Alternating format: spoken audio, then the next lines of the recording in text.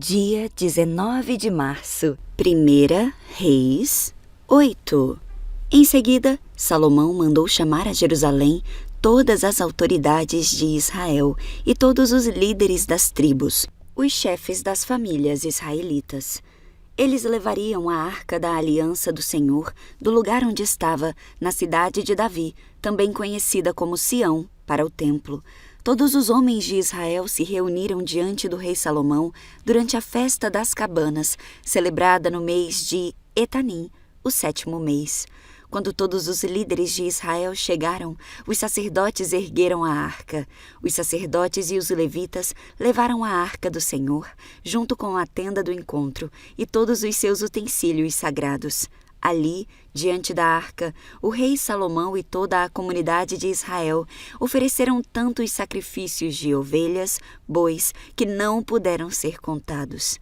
Então, os sacerdotes levaram a arca da aliança do Senhor para o santuário interno do templo, o lugar santíssimo, e a colocaram sob as asas dos querubins. Os querubins tinham as asas abertas sobre a arca, e elas cobriam a arca e as varas usadas para transportá-la. Essas varas eram tão compridas que suas pontas podiam ser vistas do lugar santo, diante do lugar santíssimo, mas não de fora, e ali estão até o dia em que este livro foi escrito. Na arca havia só as 2 tábuas de pedra que Moisés tinha colocado dentro dela no Monte Sinai, onde o Senhor fez uma aliança com os israelitas, depois que eles saíram da terra do Egito. Quando os sacerdotes saíram do lugar santo, uma densa nuvem encheu o templo do Senhor. Com isso, os sacerdotes não puderam dar continuidade a seus serviços, pois a presença gloriosa do Senhor encheu o templo do Senhor. Então Salomão orou: Ó Senhor, Tu disseste que habitarias numa densa nuvem. Agora construí para Ti um templo majestoso, um lugar para habitares para sempre. Então o rei se voltou para toda a comunidade de Israel que estava em pé diante dele e abençoou o povo. Em seguida, orou: Louvado seja o Senhor, o Deus de Israel, que cumpriu o que prometeu a meu pai Davi, pois lhe disse: Desde o dia em que tirei Israel, meu povo, do Egito, não escolhi nenhuma cidade das tribos de Israel como lugar onde deveria ser construído um templo em honra ao meu nome. Contudo, escolhi Davi para reinar sobre o meu povo, Israel. Salomão disse: Meu pai Davi queria construir este templo em honra ao nome do Senhor, o Deus de Israel.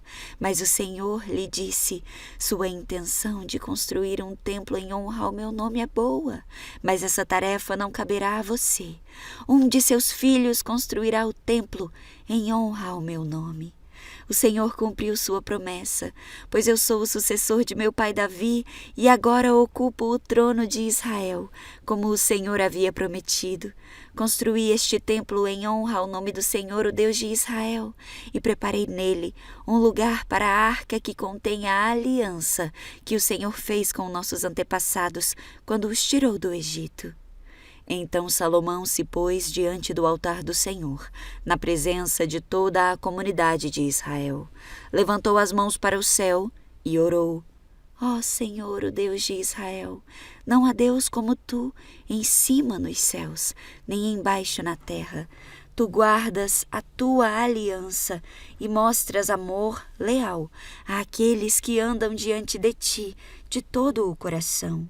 Cumpriste Tua promessa a Teu servo Davi, meu pai. Fizeste essa promessa com a Tua própria boca e hoje a cumpriste com as Tuas próprias mãos. Agora, ó Senhor, o Deus de Israel, cumpre a outra promessa que fizeste a Teu servo Davi, meu pai, quando lhe disseste: Se seus descendentes viverem como devem e me seguirem fielmente como você fez, sempre haverá um deles no trono de Israel. Agora, ó Deus de Israel, cumpre a promessa que fizeste a Teu servo Davi, meu pai. Contudo, será possível que Deus habite na terra? Nem mesmo os mais altos céus podem contê-lo, muito menos este templo que eu construí. Ainda assim, Ouve a minha oração e a minha súplica, ó Senhor meu Deus. Ouve o clamor e a oração que o teu servo te faz hoje. Guarda noite e dia este templo, o lugar do qual disseste, meu nome estará ali. Ouve sempre as orações que teu servo fizer voltado para este lugar. Ouve as súplicas do teu servo e de Israel, teu povo, quando orarmos voltados para este lugar. Sim, ouve-nos dos céus onde habitas, e quando ouvires, perdoa-nos. Se alguém pecar contra outra pessoa, e se for exigido que faça um juramento de inocência diante do teu altar neste templo, ouve dos céus e julga entre os teus servos, entre o acusador e o acusado. Castiga o culpado e declara justo o inocente, cada um conforme merece.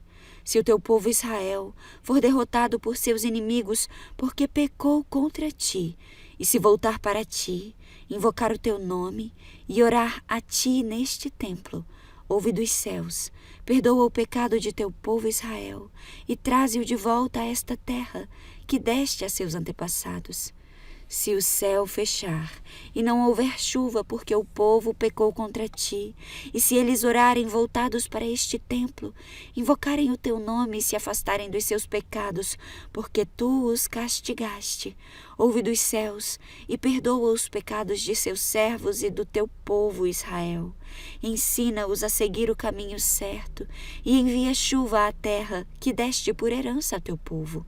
Se houver fome na terra, ou peste, ou praga nas lavouras, ou se elas forem atacadas por gafanhotos ou lagartas, ou se os seus inimigos, os inimigos do teu povo, invadirem a terra e sitiarem suas cidades, seja qual for o desastre ou epidemia que ocorrer, se alguém do teu povo, ou toda a nação de Israel orar a respeito de suas aflições com as mãos levantadas para este templo, ouve dos céus, onde habitas, e perdoa.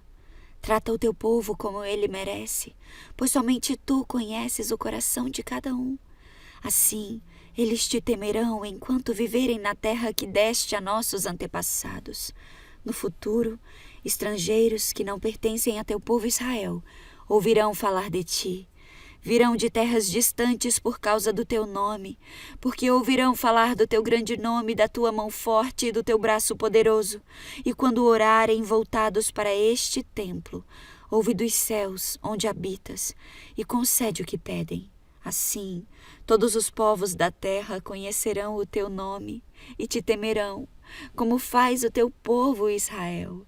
Também saberão que neste templo que construí, teu nome é honrado. Se o teu povo sair para onde o enviares a fim de lutar contra os seus inimigos, e se orarem ao Senhor voltados para esta cidade que escolheste e para este templo que construí em honra ao teu nome, ouve dos céus as suas orações e defende a sua causa. Quando pecarem contra ti, pois não há quem não peque, tua ira cairá contra eles, e tu permitirás que os seus inimigos os conquistem e os levem como escravos para outras terras, próximas ou distantes. Se caírem em si nessa terra de exílio e se arrependerem, suplicando-te, pecamos, praticamos o mal e agimos perversamente. Se eles voltarem para ti de todo o coração e de toda a alma na terra de seus inimigos, e orarem voltados para a terra que deste a seus antepassados, para esta terra que escolheste e para este templo que construí em honra ao teu nome, ouve dos céus onde habitas suas orações e súplicas e defende sua causa. Perdoa teu povo que pecou contra ti. Perdoa todas as ofensas que cometeram contra ti. Faze que seus conquistadores os tratem com misericórdia, pois são teu povo, a tua propriedade especial, que libertaste do Egito, uma fornalha de fundir ferro. Olha atentamente para as súplicas do teu servo e para as súplicas do teu povo Israel. Ouve e responde sempre que clamarmos a ti. Pois quando tiraste nossos antepassados do Egito, ó soberano Senhor, disseste a teu servo Moisés que separarias Israel de todas as nações da terra para ser tua propriedade especial. Quando Salomão terminou de fazer essas orações e súplicas ao Senhor, levantou-se de diante do altar do Senhor, onde havia se ajoelhado com as mãos estendidas para o céu. Ficou em pé e em voz alta abençoou toda a comunidade de Israel. Louvado seja o Senhor, que deu descanso ao seu povo Israel como prometeu. Nenhuma só palavra falhou das maravilhosas promessas que ele fez por meio do seu servo Moisés. Que o Senhor nosso Deus seja conosco assim como foi com nossos antepassados. Que ele jamais nos deixe nem nos abandone. Que ele nos dê a disposição de fazer sua vontade e obedecer a todos os seus mandamentos, decretos e estatutos que ele deu a nossos antepassados. E que as palavras dessa minha oração, na presença do Senhor, estejam sempre diante dele, dia e noite, para que o Senhor nosso Deus defenda a causa de seu servo e de seu povo Israel, conforme as necessidades de cada dia. Então os povos de toda a terra saberão que somente o Senhor é Deus e que não há nenhum outro. Quanto a vocês, sejam inteiramente fiéis ao Senhor nosso Deus e obedeçam sempre a seus decretos e mandamentos, como fazem hoje. Então o rei e todo Israel ofereceram sacrifícios ao Senhor.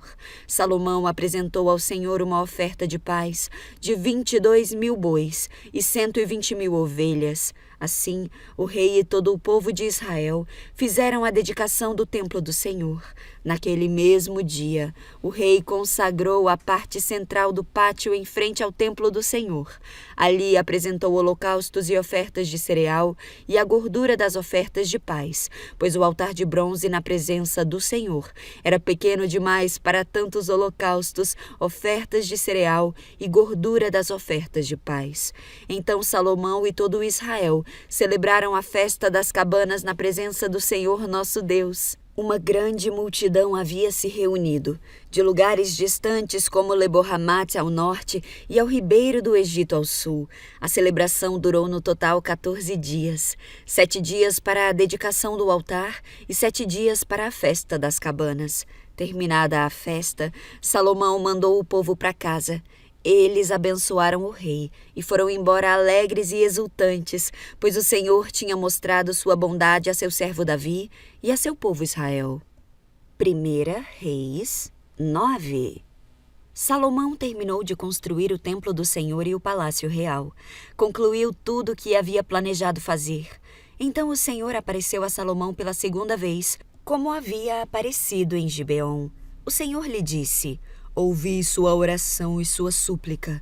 Consagrei este templo que você construiu, onde meu nome será honrado para sempre. Olharei continuamente para ele com todo o meu coração.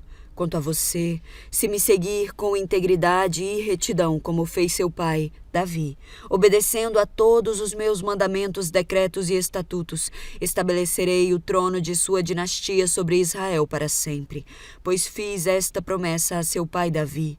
Um de seus descendentes sempre se sentará no trono de Israel. Mas se você ou seus descendentes me abandonarem e desobedecerem aos meus mandamentos e decretos, seguindo e adorando outros deuses, arrancarei Israel desta terra que lhe dei. Rejeitarei este templo que consagrei em honra ao meu nome e farei de Israel objeto de zombaria e desprezo entre as nações. E embora este templo seja agora imponente, todos que passarem perto dele ficarão chocados e horrorizados. Perguntarão: por que o Senhor fez coisas tão terríveis com esta terra e com este templo? E a resposta será: porque os israelitas abandonaram o Senhor seu Deus, que tirou os seus antepassados da terra do Egito, e em lugar dele adoraram outros deuses e se prostraram diante deles. Por isso o Senhor trouxe sobre eles essas calamidades. Salomão levou 20 anos para construir o templo do Senhor e o palácio real. Depois desse tempo, Salomão deu a Hirão, rei de Tiro, 20 cidades da Galileia. Hirão havia fornecido toda a madeira de cedro e de cipreste e todo o ouro que Salomão havia pedido. Contudo, quando Hirão veio de Tiro para ver as cidades que Salomão lhe tinha dado, não ficou nada satisfeito com elas. — Que espécie de cidades são essas, meu irmão? perguntou ele. Então Irão chamou aquela região de Cabul, como é conhecida até hoje. Irão tinha enviado a Salomão 4.200 quilos de ouro. Este é o relato do trabalho forçado que o rei Salomão impôs para a construção do templo do Senhor, do palácio real, do aterro e do muro de Jerusalém, além das cidades de Azor, Megido e Gézer. O faraó, rei do Egito, havia atacado e conquistado Gézer, matou seus habitantes cananeus, incendiou a cidade e a deu como presente à sua filha quando ela se casou com Salomão. Assim Salomão reconstruiu a cidade de Gézer. Também construiu Bet-Horon Baixa, Baalat e Tamar, no deserto daquela região. Construiu cidades para servirem como centros de armazenamento e também cidades para os seus carros de guerra e cavalos. Construiu tudo o que desejou em Jerusalém, no Líbano e em todo o reino. Ainda havia na terra habitantes que não eram israelitas, amorreus, hititas, ferezeus, heveus e jebuseus. Eram descendentes das nações que os israelitas não haviam destruído completamente. Salomão os recrutou para trabalhos forçados e é nessa condição que trabalham até o dia em que este livro foi escrito. Mas Salomão não recrutou nenhum israelita para trabalhos forçados. Eles o serviram como soldados, funcionários do governo, oficiais e capitães de seu exército, comandantes de carros de guerra e cavaleiros. Nomeou 550 israelitas para supervisionarem os trabalhadores de seus vários projetos. Salomão transferiu a residência de sua esposa, a filha do faraó, da cidade de Davi, para um novo palácio que ele havia construído para ela. Depois, construiu o aterro. 3 vezes por ano, Salomão apresentava holocaustos e ofertas de paz sobre o altar que havia construído para o Senhor, e também queimava incenso perante o Senhor. Assim, ele terminou o trabalho de construção do templo. O rei Salomão também construiu navios em Ezion-Geber, um porto próximo a Elat, na terra de Edom, às margens do Mar Vermelho. Irão enviou uma frota com marinheiros experientes para servirem nas tripulações dos navios, junto com os marinheiros de Salomão. Navegaram a Ofir e trouxeram para Salomão 14.700 quilos de ouro. 1 Reis 10. Quando a rainha de Sabá ouviu falar da fama de Salomão, que honrava o nome do Senhor, foi até ele para pô-lo à prova com perguntas difíceis. Chegou a Jerusalém com uma comitiva numerosa e uma imensa caravana de camelos carregados de especiarias, grande quantidade de ouro e pedras preciosas. Quando se encontrou com Salomão, conversou com ele a respeito de tudo o que tinha em mente. Salomão respondeu a todas as suas perguntas. Nada era difícil demais para o rei explicar. Quando a rainha de Sabá percebeu quanto Salomão era sábio e viu o palácio que ele havia construído, a comida que era servida às mesas do rei, os alojamentos e a organização de seus oficiais e servos, os trajes esplêndidos que vestiam, os copeiros da corte e os holocaustos que Salomão oferecia no templo do Senhor, ficou muito admirada. Disse ela ao rei: "É verdade tudo o que ouvi em meu país a respeito de suas realizações e de sua sabedoria. Não acreditava no que diziam até que cheguei aqui e vi com os meus próprios olhos. Aliás, não tinham me contado nem a metade. Sua sabedoria e prosperidade vão muito além do que eu vi. Como deve ser feliz o seu povo. Que privilégio para os seus oficiais estarem em sua presença todos os dias, ouvindo sua sabedoria. Louvado seja o Senhor, seu Deus, que se agradou de você e o colocou no trono de Israel. Por causa do amor eterno do Senhor por Israel, ele o fez rei para governar com justiça e retidão." Então ela presenteou o rei com 4.200 quilos de ouro, especiarias em grande quantidade e pedras preciosas. Nunca mais foram recebidas tantas especiarias quanto as que a rainha de Sabá deu ao rei Salomão. Além disso, os navios de Irão trouxeram ouro de Ofir e grandes carregamentos de madeira de sândalo e pedras preciosas. O rei usou a madeira de sândalo para fazer corrimões para o templo e para o palácio real, e também liras e harpas para os músicos. Nunca antes nem depois se viu tamanho suprimento de madeira de sândalo. O rei Salomão deu à rainha de Sabá tudo o que ela pediu, além dos presentes costumeiros que ele já havia entregado com generosidade. Então ela e sua comitiva regressaram para sua terra, A cada ano, Salomão recebia cerca de 23.300 quilos de ouro, sem contar a renda adicional proveniente dos mercadores e comerciantes, de todos os reis da Arábia e dos governadores do país. O rei Salomão fez 200 escudos grandes de ouro batido, cada um pesando 7,2 quilos. Também fez 300 escudos menores de ouro batido, cada um pesando 1,8 quilo. O rei colocou esses escudos no palácio da floresta do Líbano. Então o rei fez um grande trono de marfim revestido de ouro puro. O trono tinha 6 degraus e um encosto arredondado. De cada lado do assento havia um apoio para o braço e junto de cada apoio a escultura de um leão. Também havia outros 12 leões, um de cada lado dos 6 degraus. Nenhum outro trono em todo o mundo se comparava ao de Salomão. Todas as taças do rei Salomão eram de ouro, e todos os utensílios do palácio da floresta do Líbano eram de ouro puro. Não eram de prata, pois nos dias de Salomão a prata era considerada um metal sem valor. O rei tinha uma frota de navios mercantes que navegavam com os navios de Irão. Uma vez a cada 3 anos, as embarcações vinham trazendo ouro, prata, marfim, macacos e pavões. Salomão se tornou o mais rico e sábio de todos os reis da terra. Gente de todas as nações vinha consultá-lo e ouvir a sabedoria que Deus lhe tinha dado. A cada ano, os visitantes traziam presentes de prata e ouro, roupas, armas, especiarias, cavalos e mulas. Salomão ajuntou muitos carros de guerra e cavalos. Possuía 1.400 carros de guerra e 12.000 cavalos. Mantinha alguns deles nas cidades designadas para guardar esses carros de guerra e outras perto dele, em Jerusalém. O rei tornou a prata tão comum em Jerusalém como as pedras, e havia tanta madeira valiosa de cedro como as figueiras bravas que crescem nas colinas de Judá. Os cavalos de Salomão eram importados do Egito e da Sicília. Os comerciantes do rei os adquiriam da Sicília pelo preço do mercado. Naquela época, um carro de guerra do Egito custava 600 peças de prata e um cavalo 150 peças de prata. Depois, eram exportados aos reis dos hititas e aos reis da Síria.